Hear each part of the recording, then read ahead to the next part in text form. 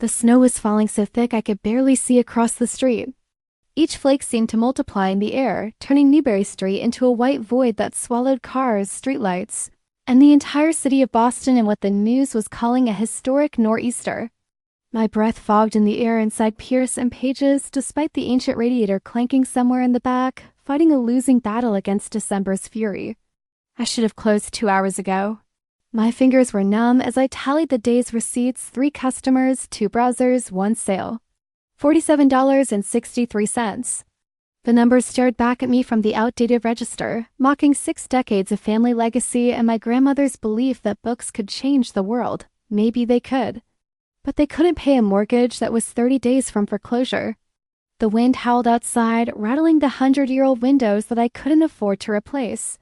I pulled my grandmother's cardigan tighter around myself, the same green wool she wore every day behind this counter, smelling faintly of her vanilla perfume even 6 months after cancer took her from me. The scent was fading now, just like everything else, just like this store. Just like the future I'd imagined when I quit my 6-figure marketing job in Manhattan to come home and care for her during those final terrible months. I told myself it would be temporary. Get Graham through treatment, hire someone to manage the store, go back to New York and my corner office and my life that made sense. But cancer doesn't care about plans. And when she died with her hand in mine, whispering, "Save our story, Ruby," promised me I couldn't say no. Even knowing it meant financial suicide. Even knowing small bookstores were dying faster than their owners. The stack of bills on the desk behind me told that story in brutal detail. The bank's foreclosure notice sat on top, clinical language delivering a death sentence.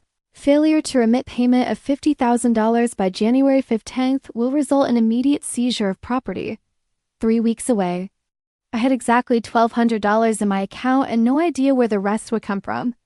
I was locking the ancient cash register, the same one Graham installed in 1962 when she opened these doors with nothing but grit in a dream when I heard it. A sharp knock on the glass door. Not the tentative tap of a customer checking hours, but an authoritative demand for attention. My heart jumped into my throat. The street was deserted, buried under what had to be 2 feet of snow and climbing. Only an idiot would be out in this. Or someone desperate. I looked up and froze. A man stood on the other side of the glass, snow covering his broad shoulders and dark hair, flakes clinging to his eyelashes. But it was his eyes that stopped my breath, Amber, like whiskey held up to firelight, intense and locked directly on mine with an expression I couldn't read. Not quite pleading. Not quite commanding. Something in between that made my stomach flip in a way that had nothing to do with fear and everything to do with a base, primal recognition I didn't understand. He was tall. Even through the distortion of old glass and falling snow, I could see that. Well over 6 feet. His frame filled the doorway with the kind of presence that didn't need to announce itself. It simply was. Despite the storm, despite being clearly caught in the worst weather Boston had seen in a decade, he wore a suit. Black, perfectly tailored to shoulders that suggested hours in a gym or a life that required physical strength. The white shirt beneath was unbuttoned at the collar, and even from here, even through the snow and glass, I could see dark lines on his skin. Tattoos climbing up from beneath his collar, disappearing into the fabric. He knocked again, and this time I saw his hands clearly.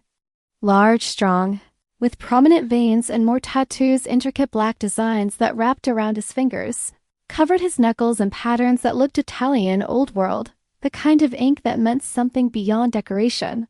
His fingers were long and elegant despite their obvious strength, and I noticed he wore a single ring on his right hand, thick gold with some kind of crest I couldn't make out. Every instinct screamed stranger danger. Every news report about women alone with men they didn't know. Every crime show that started exactly like this. But there was something in his eyes, a raw honesty, a vulnerability that seemed at complete odds with his imposing presence, that made me hesitate. "Per favor," he said, voice muffled through the glass but deep enough that I felt it in my chest. Then, as if catching himself, switching to English with the faintest accent coloring the edges. "Please, just until the storm passes." Italian. He was Italian, or Italian-American. The accent was subtle, someone who'd lived in the States long enough to mostly shed it, but not entirely, not in moments of stress or emotion. I looked past him at the street. Visibility was maybe 10 feet. The snow was coming down sideways now, wind whipping it into drifts that were already waist-high against the buildings. Even if I wanted to call the police to escort him away, I doubted they could get here. The city was shutting down. I'd seen it on the news before the power flickered earlier, transit stopped, roads impassable, shelters opening for the homeless. This man was clearly not homeless. His coat alone probably cost more than my monthly revenue. But he was stranded. And despite every rational warning in my head, I found my hand moving to the lock.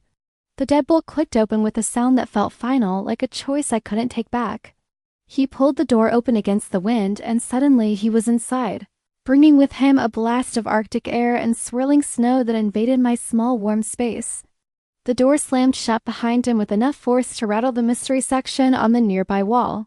For a moment we just stood there, 3 feet apart, looking at each other. Up close, he was devastating. Not classically handsome, his features were too strong for that, too aggressive. His jaw was sharp enough to cut glass, covered in dark stubble that suggested he'd been up for many hours. His nose had been broken at least once and healed with a slight ridge that somehow made him more attractive, more real. His lips were full, the bottom one slightly fuller than the top, in a way that made me think entirely inappropriate thoughts about a stranger who just walked into my store. But it was still his eyes that held me. Amber shot through with flecks of gold, framed by thick dark lashes that should have looked feminine but on him just looked unfairly beautiful. Those eyes swept over me with an intensity that felt physical, cataloging everything: my worn jeans and oversized cardigan, my red hair that I twisted into a messy bun hours ago, my face bare of makeup because who was I trying to impress when I'd seen 3 customers all day? I watched him assess me, saw the moment his shoulders dropped slightly, tension easing as if he determined I wasn't a threat. The thought almost made me laugh. Me, 5'6" and 120 pounds, on a good day, a threat to this man who radiated danger like cologne. "Thank you," he said, and his voice without the barrier of glass was even more affecting, deep and smooth like aged bourbon, with that accent that turned a DH slightly softer, almost like a T. I apologized for the intrusion. My car stopped working 3 blocks from here. The snow. He gestured vaguely toward the street where visibility had dropped to almost nothing. Of course his car had stopped. Nothing was moving out there except the snow. He shook his head and snow flew from his dark hair, nearly black, with just hints of silver at the temples that suggested he was older than I'd first thought. Maybe late 30s. He ran a hand through it, pushing it back from his face, and I caught a better view of those tattoos on his hands. They weren't random prison ink or youthful rebellion. These were art, intricate designs that looked like they told a story. Words in Italian script across his knuckles that I couldn't quite read, geometric patterns, and what might have been a family crest near his wrist. "There's snow on your coat," I heard myself say, my voice sounding strange and breathy. "You can hang it there." I pointed to the coat rack near the door, the same brass one that had been there since Grim opened the store. He glanced at where I indicated, then back to me, and I saw the question in his eyes. Was I sure? Was I comfortable with him staying, settling in, making himself at home in my space? I wasn't sure of anything except that sending him back into that storm felt wrong on a fundamental level I couldn't explain. He slipped off the coat with economical movements that spoke of practice, of a life where efficiency mattered. Underneath, the suit was even more impressive, clearly bespoke, fitted perfectly to his broad shoulders and tapered waist, the kind of tailoring that cost thousands of dollars. The fabric had a subtle sheen that suggested high-quality Italian wool. His tie was black silk, knotted in a perfect Windsor, though he reached up now and loosened it slightly, undoing the top button of his shirt. That simple gesture, so intimate, so casual, sent an unexpected flutter through my stomach. With the coat removed, I could see more of him. The way the suit jacket emphasized the breadth of his shoulders and the trim lines of his waist. The way his shirt stretched slightly across his chest, suggesting muscle beneath. The way those tattoos I noticed on his hands continued up his wrists, disappearing under his cuffs, making me wonder how far they went, what they meant, what story they told on his skin. "I'm Luca," he said, extending one of those tattooed hands toward me. I stared at it for a beat too long. His palm was broad, fingers long and strong-looking. The knuckles bore faint scars, the kind fighters get, or men who've hit things or people repeatedly. But his nails were clean and trimmed, and there was something almost elegant about the way he held his hand out, palm slightly up, waiting for mine. "Ruby," I finally responded, placing my significantly smaller hand in his. His grip was warm despite the cold outside, firm but not crushing. and his skin was surprisingly soft except for calluses on his fingertips and palm that spoke of regular physical work, despite the expensive suit. The contact sent electricity up my arm, making my breath catch in a way I definitely couldn't attribute to fear anymore. Ruby, he repeated, and my name in his accented voice sounded like a different word entirely. Richer, more valuable. A beautiful name. Like the stone. Precious and rare. Heat flooded my cheeks. Thank you for the geology lesson, I said, pulling my hand back more quickly than was probably polite, trying to cover the effect he was having on me with sarcasm. A smile ghosted across his face, barely there, just a slight curve at one corner of his mouth, but it transformed him from intimidating to almost boyish for a fraction of a second. My apologies. I have sisters. They tell me I sometimes, how do they say, lay it on thick? Sisters. Plural. For some reason, that detail made me relax fractionally. Men with sisters usually understood boundaries better. Usually. How many sisters? I asked, then immediately wondered why I cared. Why was I making conversation with this stranger instead of pointing him to a chair and going back to my inventory? 3, he said, and this time the smile was fuller, genuine. All younger. All in their words cursed with an overprotective older brother who cannot mind his own business. You're the oldest? Oldest of 5. 4 brothers, 3 sisters. Very Italian family. Very loud, very... He seemed to search for the word. Involved in each other's lives. 5 siblings. Big family. Old world values, probably. That explained the protective energy rolling off him. The way his eyes kept scanning the space, checking windows, cataloging exits. Men who grew up protecting people learned to always assess threats. That must be nice, I said quietly, thinking of my own childhood as an only child, thinking of losing my parents at 7 and being raised by Graham in above this very store. Having that many people who care, something flickered in his eyes, understanding maybe, or recognition of shared loss. Sometimes nice, sometimes... He gestured expressively with one hand. Suffocating, but family is family. We protect what's ours. The way he said protect sent a small shiver down my spine. Not fear, something else. Something that made me acutely aware that we were alone in this store in this storm, and that this man radiated a kind of danger I never encountered in my safe, book-filled life. The wind howled outside, reminding me of reality. There's coffee, I offered, gesturing toward the back area where I had a small set-up ancient Mr. Coffee machine, mismatched mugs, sugar packets stolen from various cafes. It's not great, but it's hot. I would be very grateful, Lucas said.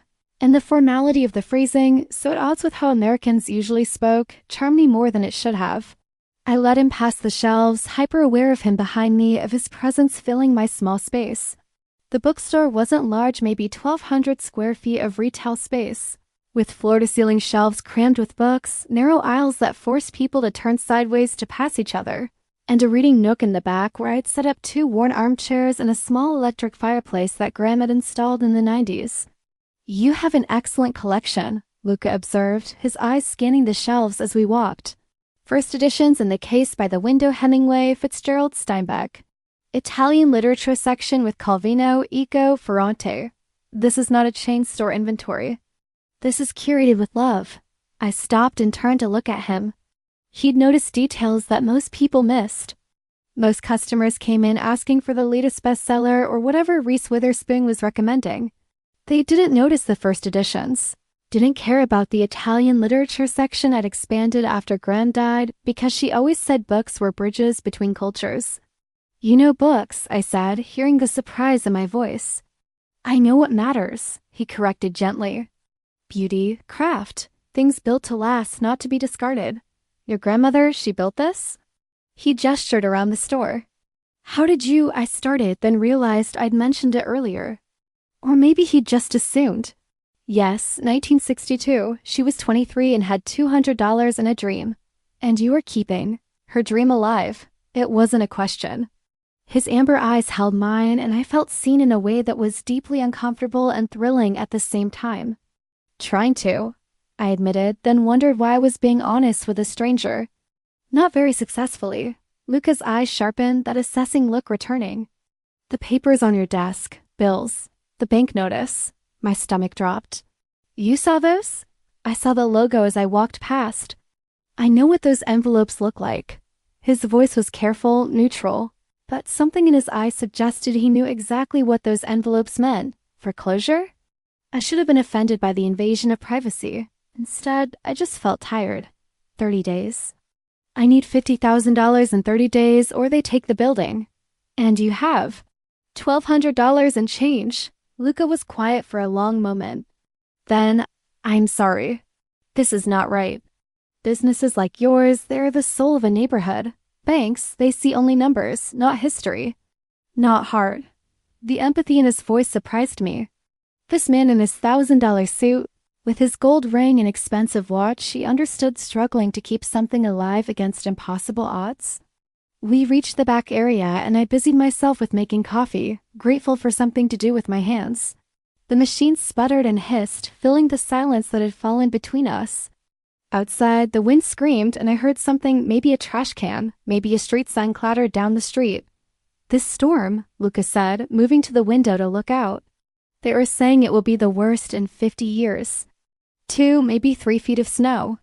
City is shut down completely. You might be stuck here for a while, I said, pouring coffee into 2 mismatched mugs, one that said, so many books, so little time, and another with a faded Red Sox logo. Would that bother you? He turned from the window to look at me, and something in his gaze made my pulse quicken. Should it? I countered, handing him the Red Sox mug. He took it, fingers brushing mine again, that same electric jolt of connection.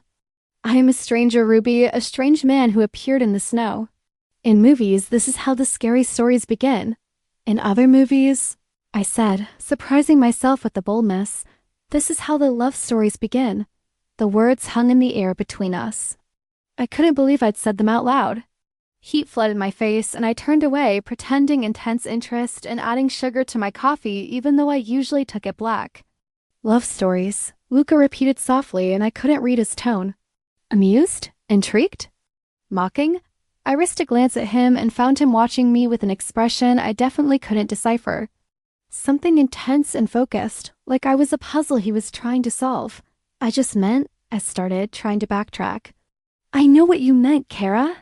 The Italian endearment slipped out, and his eyes widened slightly as if he hadn't meant to say it. He cleared his throat. I should be honest with you. About who I am. What I am. Before you continued to be kind to me, my heart started pounding. This was it.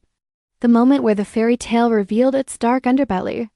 Where Prince Charming admitted he was actually the beast. Okay, I said, setting down my coffee mug because my hands were shaking. Be honest. Lucas set his own mug down and took a step closer. Close enough that I could smell him now, not just the expensive cologne I'd noticed earlier. Cedar and spices and something uniquely him, but underneath it, the scent of clean skin and the faint hint of smoke like he'd been near a fire recently. Close enough to see the fine lines at the corners of his eyes. The small scar through his left eyebrow, the way his pupils dilated slightly as he looked at me. My name is Luca Salvatore, he began and waited as if the name should mean something. It didn't. I shook my head slightly. My family, we have lived in Boston for 40 years. In North End, we own businesses, restaurants, real estate, import-export. Very successful. Very... He paused, seeming to choose his word carefully. Connected. The way he said it with weight and meaning made understanding dawn cold and certain in my chest. Connected as in, I couldn't quite make myself say it. As in, there are 5 families who have influence in Boston, Lucas said, his amber eyes never leaving mine, watching for my reaction. 5 families who control certain territories, certain businesses, who operate under rules that are not always the rules of American law, but are rules nonetheless. Old rules, Sicilian rules. Rules of honor and blood and family. Mafia. He was telling me he was in the Mafia. I should have run. Should have told him to leave. Should have called the police, except my phone had no signal, and even if it did, what would I say? A man admitted to being in organized crime while asking for shelter in a snowstorm. Instead, I heard myself ask, "Are you dangerous?" His jaw tightened. Yes. To me? Never. The word was fierce, absolute, and delivered with such conviction that I believed him despite every rational thought screaming that I shouldn't. I would cut off my own hand before I harmed you, Ruby Pierce. You don't know me, I whispered. No, he agreed. But I know myself. And I know that from the moment you opened that door, despite fear, despite sense, despite every reason not to, you showed me kindness, compassion. You trusted your instincts even when they told you to trust a stranger. He reached out slowly, telegraphing the movement, giving me time to step back. When I didn't, his fingers, those tattooed, scarred, elegant fingers, brushed my cheek so gently it felt like a question. That means something. You mean something already. I couldn't breathe, couldn't think. Could only feel the warmth of his touch and the weight of his gaze and the absolute insanity of standing in my grandmother's bookstore during a historic blizzard, being gently caressed by a man who just admitted to being in the Mafia. I should be terrified of you, I said, my voice barely audible over the wind outside. Yes, Luca agreed, his thumb now tracing the line of my jaw with devastating tenderness. You should, but are you? I searched myself for fear and found something else entirely. Want, curiosity, a reckless desire to know this man, to understand what lay behind those amber eyes and that carefully controlled exterior. No, I admitted. Not. Something blazed in his expression, triumph, maybe, or relief, or desire that matched my own. His hand slid from my jaw to cup the back of my neck, and my skin erupted in goosebumps despite the warmth of his palm. Ruby, he said, my name a rough caress. Tell me to leave. Tell me this is wrong, that you want nothing to do with me or my world. Tell me now before. Before what? I challenged, tilting my chin up, refusing to back down from whatever this was building between us. Before I stop being noble, he said roughly. Before I stop pretending I can walk away from you when this storm ends. My heart hammered so hard I was sure he could feel it. The smart thing would be to step back, to create distance, to remember that I didn't know this man despite the strange connection I felt. The smart thing would be to protect myself. But I'd been smart for 28 years. I'd made responsible choices, the right college, the right major, the right job. Coming home when my grandmother needed me, sacrificing my life for duty and honor and all the things that were supposed to matter. And where had it gotten me?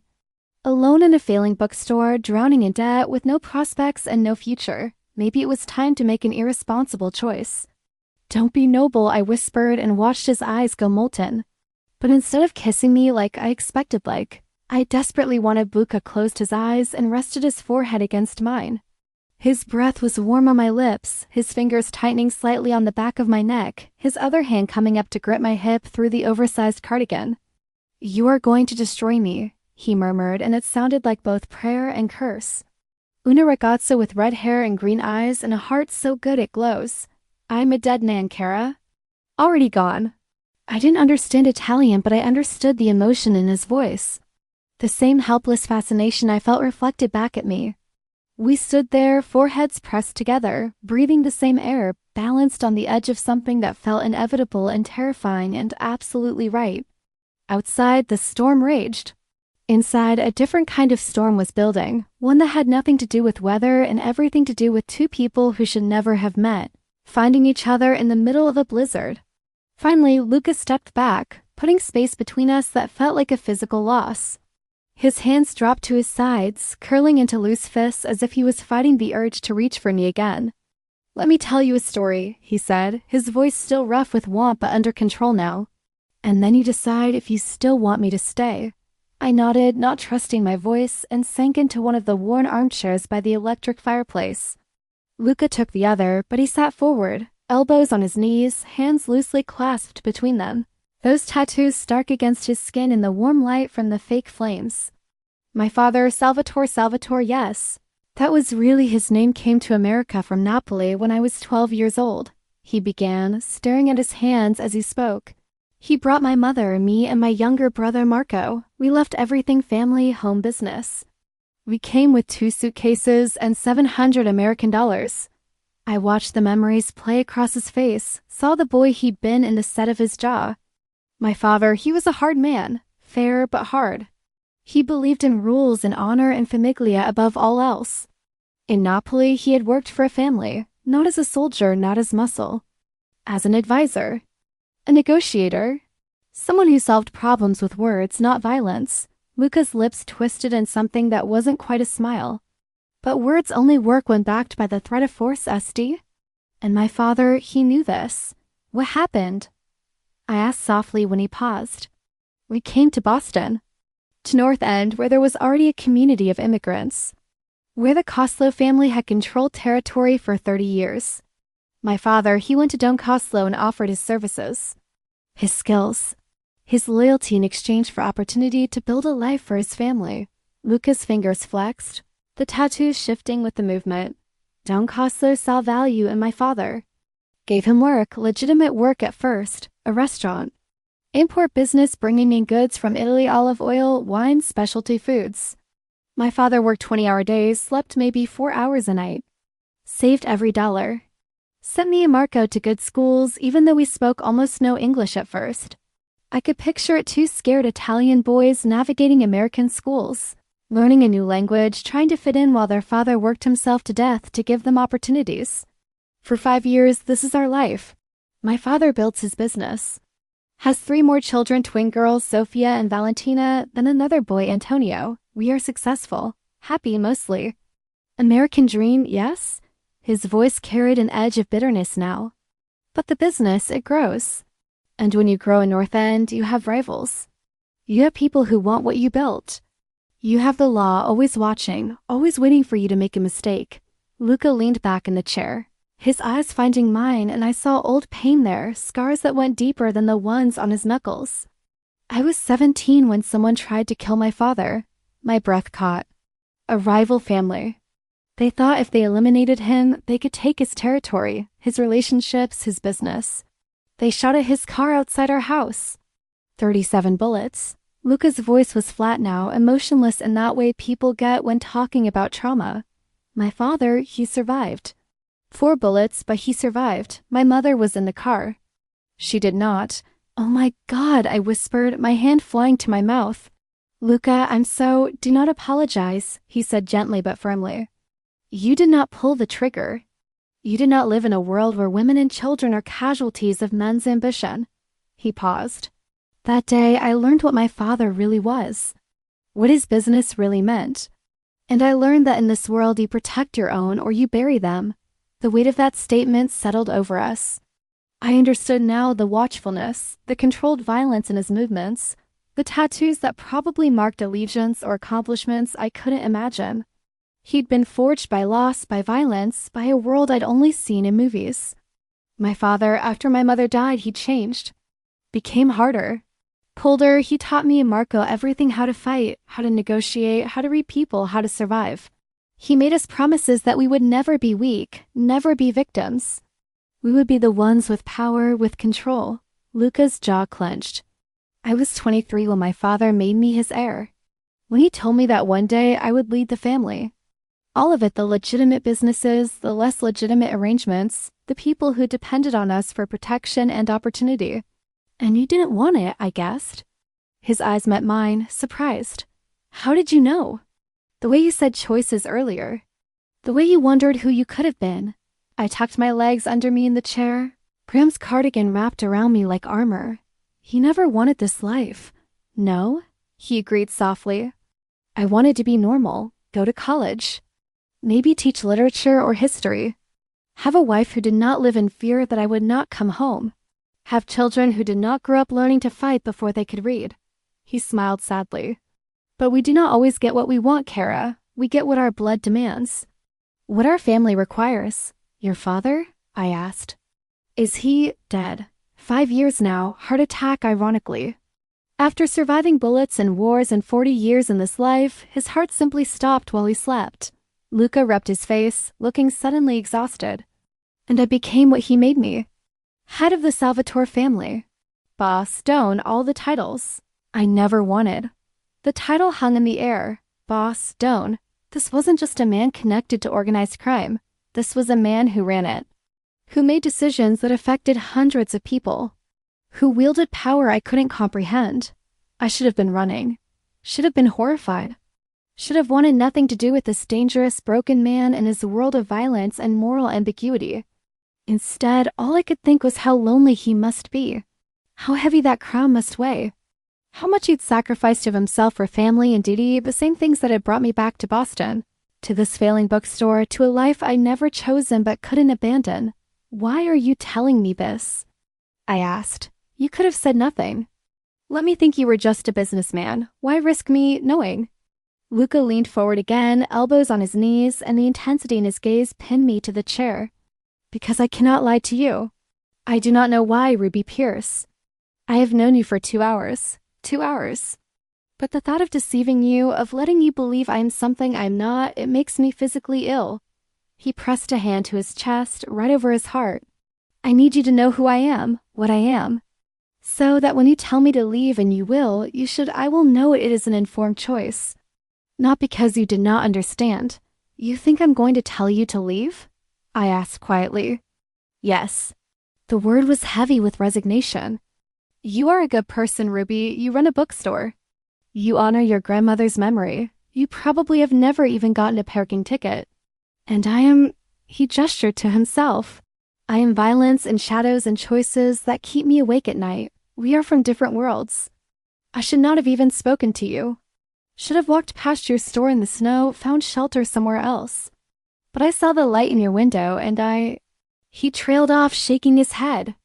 I'm not usually a man who believes in signs from God, but in that moment, seeing your light, I thought perhaps... Perhaps what? I prompted when he didn't continue. His eyes burned into mine. Perhaps there was a reason I was caught in this storm tonight. A reason I ended up at your door. A reason that has nothing to do with weather and everything to do with fate. My heart was racing again. The smart thing would be to laugh it off, to dismiss this connection as stress and proximity and the strange intimacy of emergency situations. The smart thing would be to acknowledge that yes, he should leave, that we were too different, that this could never work. But sitting here in my grandmother's bookstore, looking at this dangerous, beautiful man who trusted me with truth when he could have lied, I couldn't make myself say the words he expected. What if I don't want you to leave? I whispered instead. Luca went very still. Ruby, I'm not saying I understand your world. I'm not saying I'm not scared. But I'm also not the same girl I was 2 hours ago when you knocked on my door. I leaned forward, matching his posture, refusing to break eye contact. You trusted me with the truth. The least I can do is be honest too. I don't want you to leave, Luca. I want you to stay. I want to know more about the man who quotes Dante and protects his family and has tattoos that probably tell stories I can't imagine. I stopped, barely believing what I was about to say. I want to see where this goes. The expression that crossed his face was pure wonder, as if I'd something impossible, something he'd given up hoping to hear. You do not know what you are asking, he said, but his voice was rough with want. Then tell me, I challenged. Help me understand. So he did. For the next hour, as the blizzard buried Boston under feet of snow and the temperature inside the bookstore dropped despite the electric heater working overtime, Luca Salvatore told me about his world. Not gratuitously, not glorifying it, but honestly. The businesses his family controlled, some legitimate, some less so. The people who depended on him for work, for protection, for justice that the law couldn't or wouldn't provide. The moral lines he drew and the ones he crossed. The violence he committed and witnessed and ordered. He told me about the code he lived by, the rules that governed his life and his family, how you never harmed women or children, how you honored agreements and punished betrayal without mercy, how family came first, always, even before self, how you protected those under your care and expected loyalty in return. It sounds almost noble when you say it like that, I observed, curled up in my chair with my cold coffee mug cradled in my hands. It can be, Luca agreed. And it can also be convenient justification for terrible things. I am not a good man, Ruby. I have blood on my hands. I have made choices that sent men to prison or to their graves. I have hurt people who threatened what is mine. His eyes met mine. But I have also never harmed someone who did not first harm my family or violate our agreements. I have never taken from someone who had nothing. And I have never ever broken my word once given. Honor among thieves, I said, trying for lightness. Honor among men who live outside the law but not outside of morality, he corrected. There is a difference, even if the law does not recognize it. I thought about that. About how the law had failed to save my grandmother's bookstore even though we'd done everything right, paid every tax, followed every regulation. About how the bank was going to steal 6 decades of legacy and hard work because of numbers on a spreadsheet. About how the system that was supposed to protect people like Graham and me had instead crushed us under debt and indifference. Maybe Luca's world wasn't as foreign as I wanted to believe. My family, I found myself saying, we've always followed the rules. Grim used to say that integrity was all we had. That if we kept our word and worked hard and treated people right, everything else would work out. I laughed bitterly.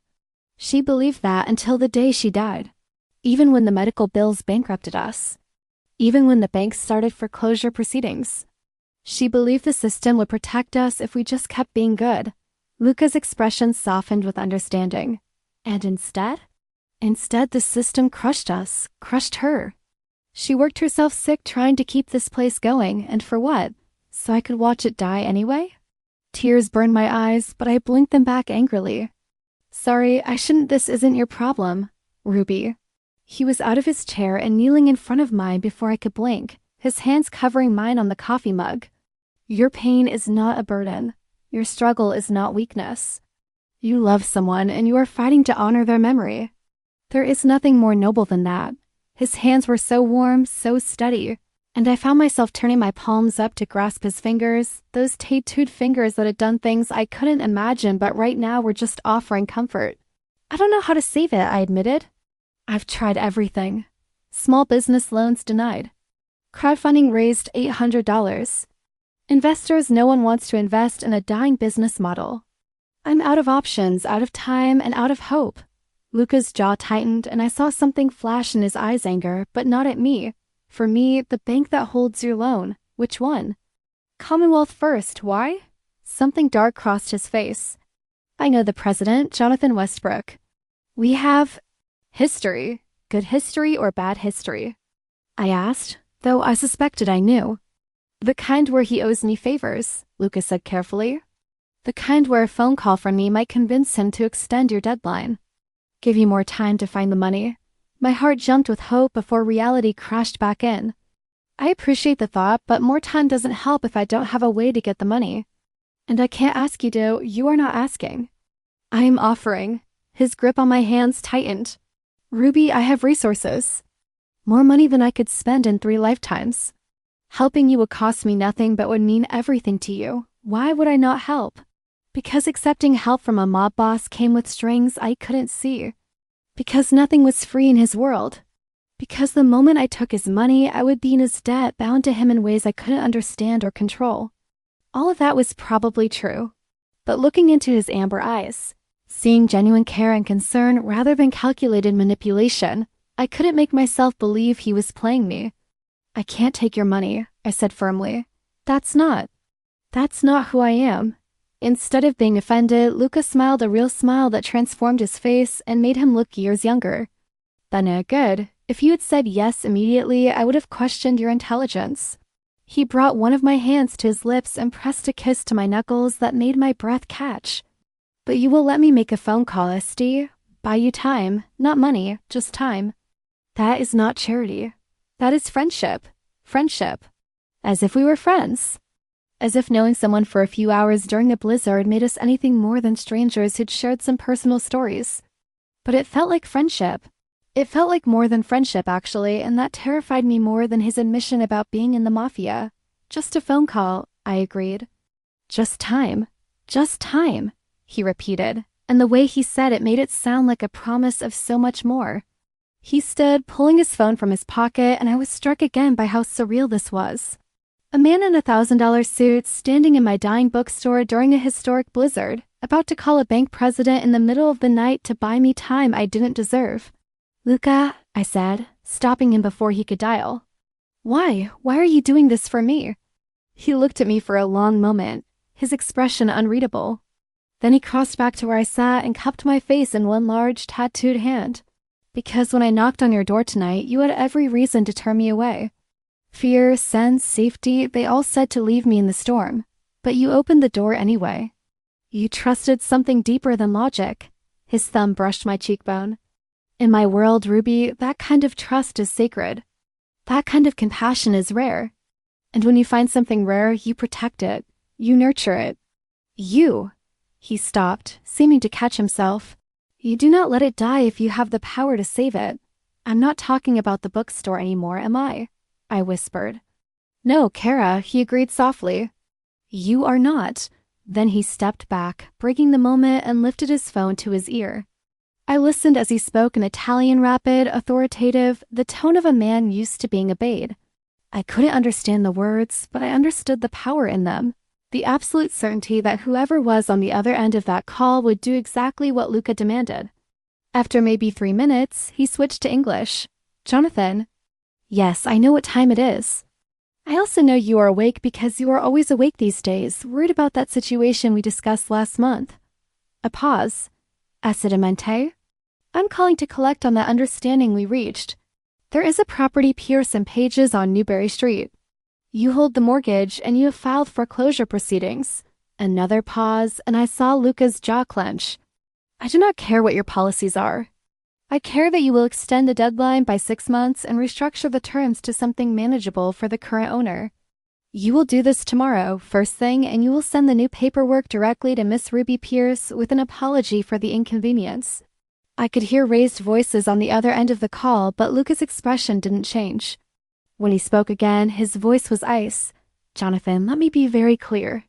That favor I did for you, the situation with your son, and those unfortunate photographs, that could have destroyed your family. That favor could be undone just as easily. I kept those images secure. I ensured the people who had them forgot they existed. But memories can be refreshed, capis? Now, are we going to have a problem, or are you going to help Miss Pierce like the good, civic-minded banker you pretend to be?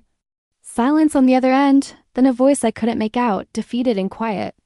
Ex-Lenny, I knew you would see reason. The paperwork, tomorrow. And Jonathan? If I hear that you have caused Miss Pierce even one moment of additional stress, we will revisit our arrangement. Am I understood? A final pause. Bene, boo not. He ended the call and slipped the phone back into his pocket as if he hadn't just threatened a bank president. That's it? I asked, my voice small. Just like that? Just like that, Luca confirmed. You will have new paperwork by tomorrow afternoon. 6 months extended deadline, interest rate reduced by 3 points, and monthly payments cut in half. I should have been celebrating. Instead, I felt sick. What did you do to his son? What photographs? Luca's expression went carefully blank. That is not your concern. You used someone's secrets to threaten them into helping me, I said slowly. That's blackmail. Yes, he agreed, completely unapologetic.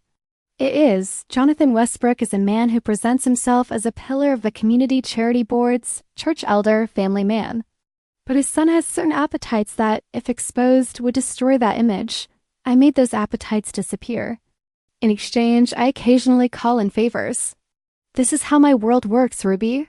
I stood up, needing to pace, needing to process. So now that bank president is going to restructure my loan because he's afraid of you. Terrified of me, Luca corrected. There is a difference, and you don't see anything wrong with that? He studied me for a moment.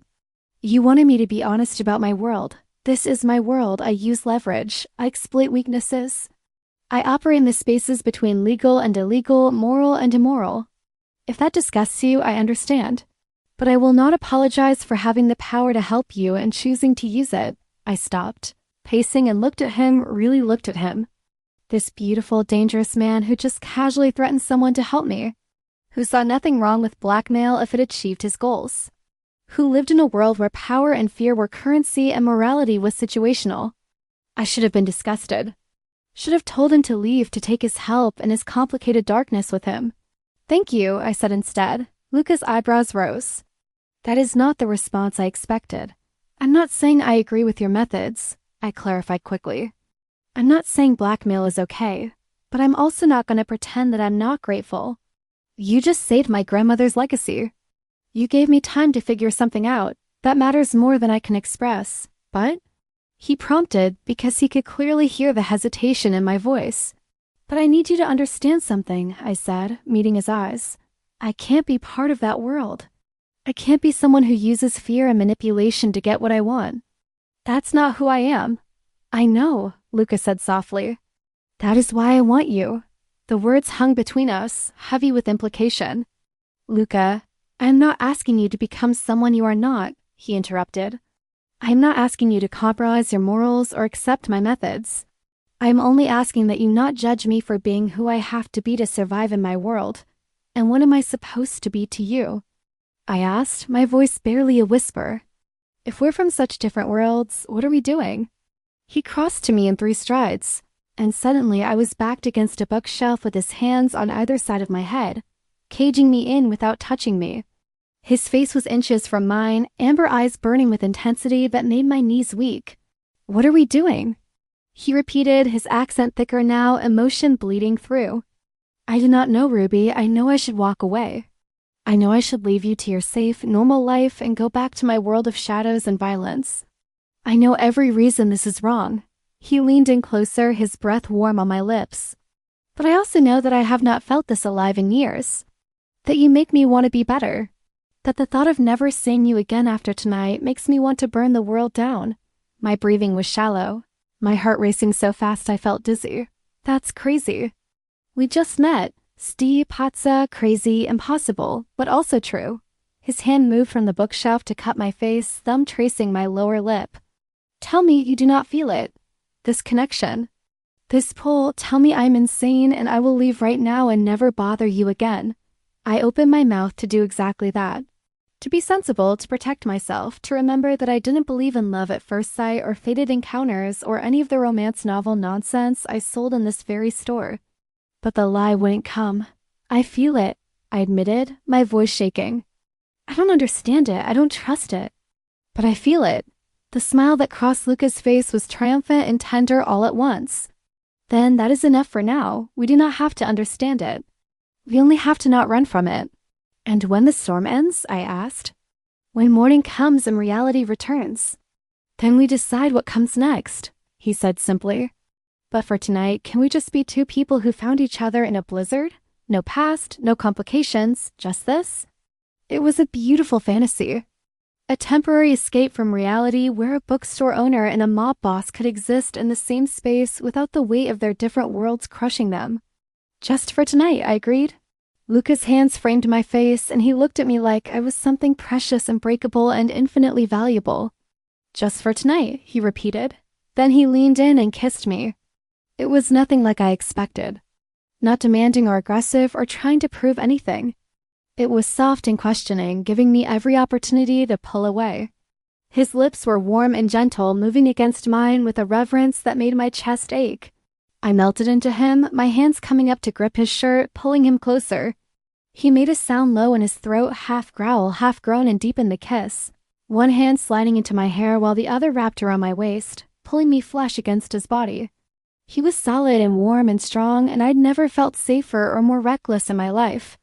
This was insane, impossible. Everything I never let myself want because it was too dangerous, too complicated, too far outside my carefully constructed boundaries, and it was perfect. When we finally broke apart, both breathing hard, Luca rested his forehead against mine. Dio mio, he breathed. You are going to ruin me, Ruby Pierce. Feelings mutual, I managed, my hands still fisted in his shirt, not willing to let go. We stood like that for a long moment, just breathing together, adjusting to whatever had just shifted between us. Outside, the storm continued its assault on the city. But inside our small bubble, everything was warm and safe and impossibly right. Eventually, necessity forced us apart. The temperature in the bookstore was dropping steadily as the night wore on, and even the electric heater couldn't keep up with the drafty old building's heat loss. We should try to sleep, I said reluctantly. It's almost 3 a.m. and we're going to be stuck here at least until morning.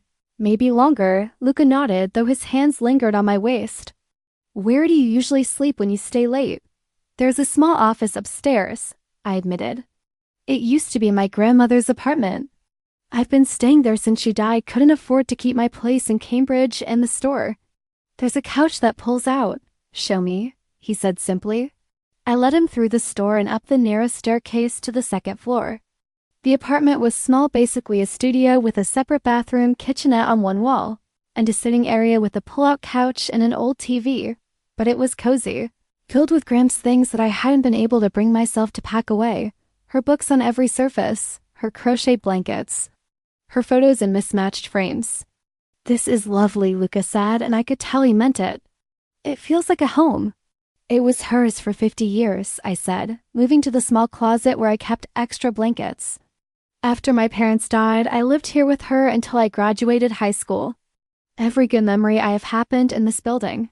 I pulled out blankets and pillows, trying not to think about the intimacy of sharing sleeping space with this man I'd known for hours but felt connected to on a level I couldn't explain. "I can take the couch," Luca offered. "You should have the bed." "The couch is the bed," I explained, gesturing to the pull-out. "And it's plenty big enough for 2 people to sleep separately." The word separately hung in the air, heavy with implication and restraint. "Separately," Luca agreed, but his eyes said something different. We pulled out the couch in awkward silence, making up the bed with Graham's quilts. The space suddenly felt very small, very intimate. This man in his expensive suit helping me smooth sheets in my dead grandmother's apartment while a blizzard raged outside. It was surreal. I gestured vaguely toward the bathroom. "Give me a minute." In the tiny bathroom, I stared at my reflection. My hair was a mess, escaping its bun in wild red curls. My cheeks were flushed, my lips slightly swollen from kissing. My eyes were too bright, fevered with emotions I couldn't name. I looked like a woman on the edge of something dangerous. I looked alive. I splashed cold water on my face and gave myself a stern talking to. This was temporary, fantasy. When the storm ended, Luca would go back to his world and I would go back to mine. We'd had a moment, a connection born of extraordinary circumstances, but that didn't mean it was real or lasting or anything more than 2 lonely people finding comfort in a crisis. I almost believed it. When I came out, Luca had removed his suit jacket and tie, unbuttoned the top 3 buttons of his shirt. The view nearly made me swallow my tongue, because now I could see the tattoos I'd only glimpsed before, black ink climbing up from his chest. Italian script mixed with geometric designs and what looked like a family crest over his heart. The ink continued up his neck in delicate lines that suggested a full suit of tattoos hidden beneath his clothes. He caught me staring and smiled slightly. "My history," he said, gesturing to the visible ink. "Each one marks something, a choice, a loss, a victory. My skin tells the story my mouth cannot. What does it say?" I asked, moving closer, unable to help myself. "The words." "On your chest?" He looked down at the script visible above his heart. "La famiglia e tutto. Family is everything." "And the others?" I reached out without thinking, my fingers hovering over the ink on his collarbone. "Here." He guided my hand to touch the words there, and I felt his sharp intake of breath at the contact. "Honor e sangue." Honor and blood. The code I live by. His skin was warm under my fingertips, and I could feel his heartbeat strong and steady. "And this?" I traced the elaborate crest over his heart. "My family's symbol. 3 generations of Salvatores in Boston, all wearing this mark. When I became head of the family, I added this." He showed me his right hand, where I could now see the ring he wore matched the crest tattooed on his chest. I was touching him too much, standing too close, breathing the same air. This was dangerous. This was crossing lines I promised myself I wouldn't cross tonight, but I couldn't seem to stop. "Ruby," Luca said, his voice strained. "If you keep touching me like that, I will not be able to keep my promise about separately." I snatched my hand back, heat flooding my face. "Sorry. I didn't mean." "Do not apologize for wanting me," he said roughly. "Santa Maria, do not ever apologize for that. But we should sleep. You are exhausted, and I am barely holding on to my control." He was right. We needed boundaries, space, sleep. But when we lay down on the pull-out couch, him on one side, me on the other, a careful foot of space between us, I couldn't make my body relax. I was hyper-aware of him, the sound of his breathing, the heat radiating from his body, the occasional rustle when he shifted position. "Ruby," he said after maybe 20 minutes of us both pretending to sleep. "Are you awake?" "Yes," I admitted. "Come here." It should have been a question, but it was a command. And I should have stayed on my side of the bed, maintained those boundaries we'd agreed on, but I was tired of should. I rolled toward him, and he immediately pulled me against his chest, one arm wrapping around my waist, the other pillowing my head. I could feel his heartbeat against my cheek, strong and steady and real. "Just sleeping," he murmured into my hair. "I promise, but I cannot sleep knowing you are so close and so far. Let me hold you. Let me pretend, just for tonight, that you are mine to protect." I should have protested. Should have pointed out that I didn't need protecting, that I wasn't his, that this was temporary. But wrapped in his arms, surrounded by his warmth and his scent and the steady drum of his heart, all I could do was whisper, "Okay," Sleep, cara mia, he breathed against my hair. I will keep you safe, and God help me, I believed him. I don't know exactly when I fell asleep, but I know I slept better than I had in 6 months. No nightmares about unpaid bills or my grandmother dying. No anxiety about tomorrow. Just warmth and safety and the steady presence of Luca Salvatore holding me like I was something precious worth protecting. When I woke, pale winter light was filtering through the window, and the world outside was silent in that particular way that only comes after heavy snow. I was still wrapped in Luca's arms, his chest rising and falling slowly with sleep. At some point in the night, we'd shifted, my leg was thrown over his, my hand resting on his chest right over that family crest tattoo, his chin resting on the top of my head.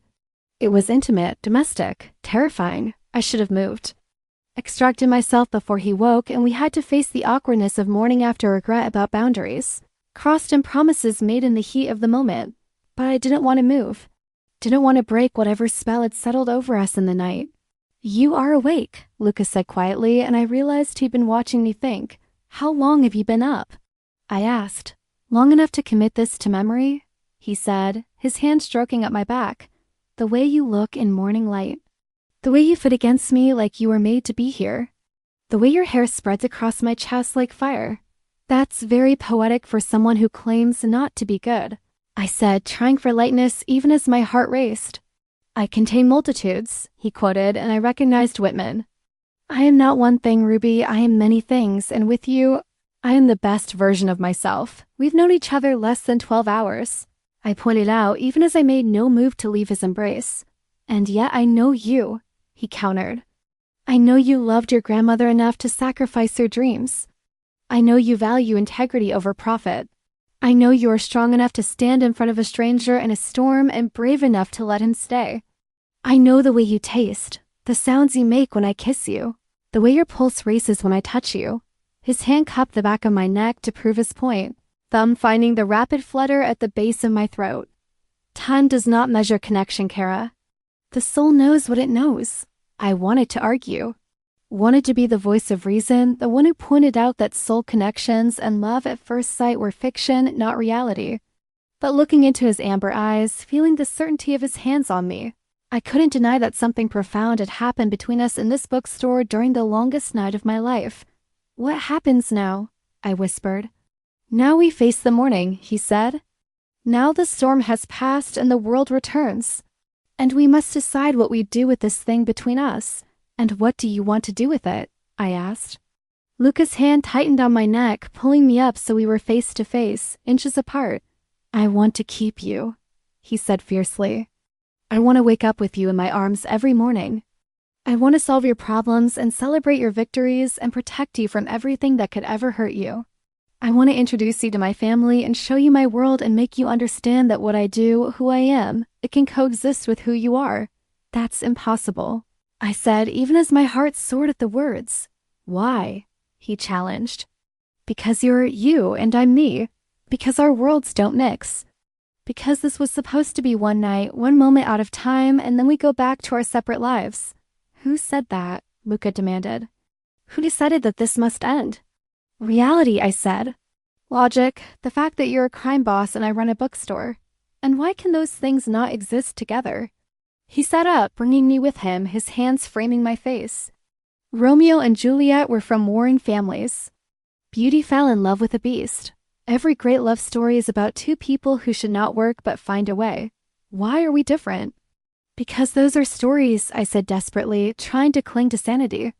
Fiction. And this is real life where there are consequences and complications and what? He interrupted. Where we are too afraid to reach for something extraordinary because it might be difficult. Where we let fear decide our fate instead of courage. It's not about fear, I protested. No? His thumb brushed my cheek. Then what is it about, Ruby? Tell me why we cannot try. Give me one reason that is not based in terror of the unknown. I opened my mouth and found I had no answer. Because he was right. Every objection I had was rooted in fear. Fear of his world, fear of getting hurt, fear of wanting something too much and losing it. But I'd been living in fear for 6 months. Fear of losing the store, fear of failing my grandmother's legacy, fear of being alone. And where had it gotten me? to the edge of ruin, saved only by the intervention of a stranger who'd appeared in a storm and changed everything. Maybe it was time to stop being afraid. 1 week, I heard myself say. Luca's eyebrows rose. 1 week? Give me 1 week to think about this. To process everything you've told me. To figure out if I can really accept your world and what it means. I took a shaky breath. And give yourself 1 week to decide if you really want someone like me in your life. Someone who will question your methods and challenge your choices and never fit neatly into the boxes your world requires. He studied me for a long moment. Then 1 week. But I already know my answer, Kara. I have known it since you opened that door last night. The question is whether you are brave enough to accept yours. Before I could respond, his phone buzzed insistently. He glanced at it and swore softly in Italian. The storm has passed enough for travel. My people, they're coming to get me. My heart sank. Of course, he had a life, responsibilities, a world that had probably been in chaos while their boss disappeared for 12 hours. I should let you go, I said, trying to ignore the ache in my chest. You should, he agreed. But I do not want to leave. But you have to. But I have to. He cupped my face one more time, kissing me with a tenderness that made my eyes burn with unshed tears. 1 week, Ruby Pierce. And then I'm coming back for my answer. And it better be yes, or I will spend the rest of my life trying to change your mind.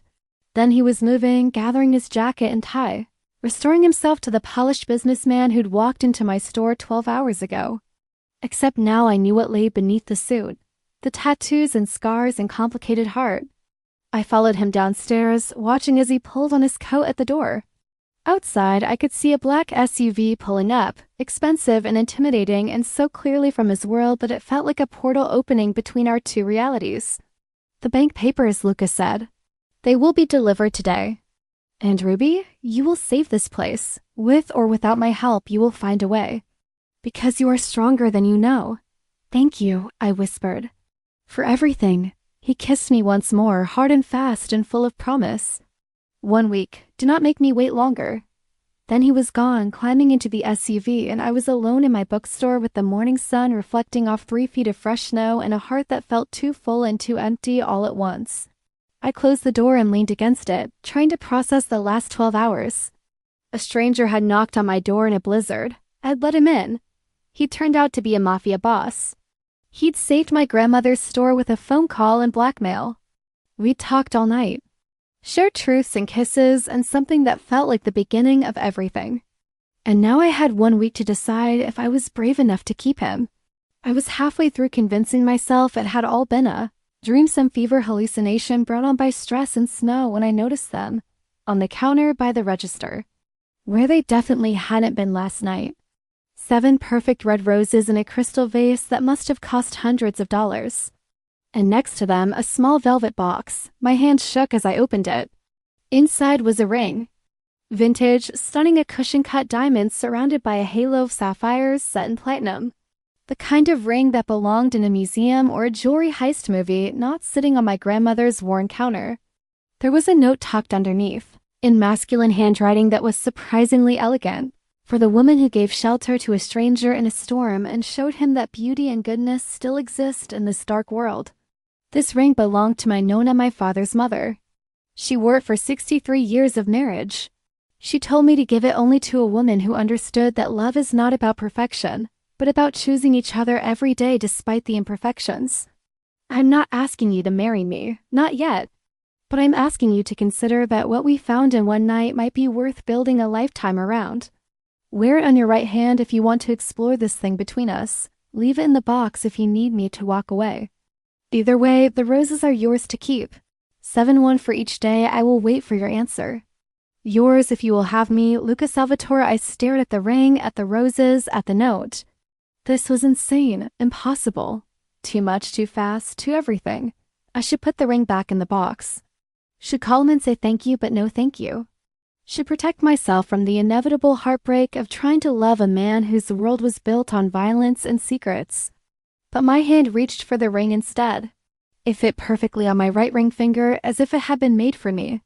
The sapphires caught the morning light, throwing blue fire across the snow-white walls. I held up my hand, looking at it, a mob boss's grandmother's ring on my finger. 7 roses counting down the days until I had to give an answer. 1 week to decide if I was brave enough to love a dangerous man. 1 week to choose between the safe, dying life I'd been living and the terrifying, vibrant possibility Luca offered. I thought about my grandmother who'd opened this bookstore with nothing but $200 and a dream, who taught me that the biggest risks sometimes brought the greatest rewards, who'd always said that life was too short to play it safe.